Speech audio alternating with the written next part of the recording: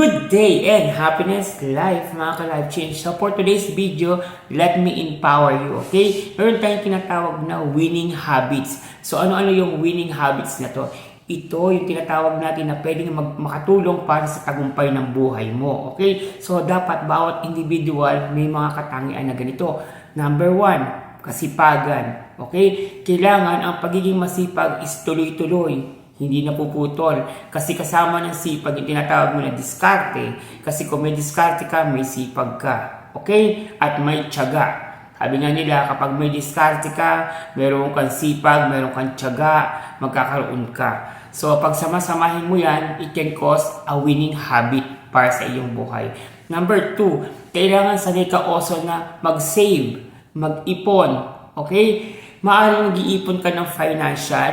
So, di ba nag-start tayo noon sa alkansya? Ngayon marami ng banking system at marami na rin application na pwede mong magamit para ikaw ay makaipon. So, alam naman natin na pag nag-iipon ka, best habit ito. For example, in terms na makaipon ka ng emergency fund, yung savings mo, di ba? At yung tinatawag mo na budget mo sa pang-araw-araw, it's gonna be a very helpful. Kasi madidistinguish mo kung saan ka lang kukuha ng budget mo. And number 3, kailangan alam mo yung tinatawag natin na cash flow transaction mo sa iyong buhay. Kasi ito yung nakakalimutan ng marami. Yung pag meron na sila minsan na pera, inuubos lang nila ng one day millionaire or binibili lang nila ng mga tipong walang value. So kung meron ka ng example na cash flow o pera, kailangan i-manage mo ito ng mahusay. Okay? Kailangan mahati mo ito.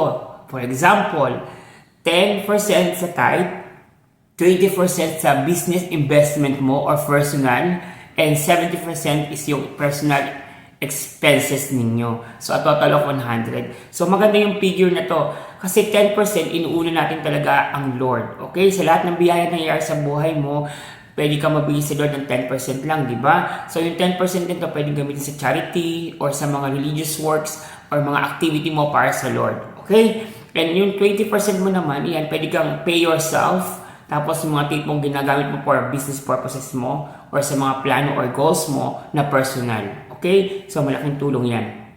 Another thing is yung 70%, ito yung magiging final expenses mo sa loob ng isang buwan. Sabi ko lang, 70% sa loob ng isang buwan sa iyong kinikita. Okay? So, kung from that, makikita mo yung arrangement.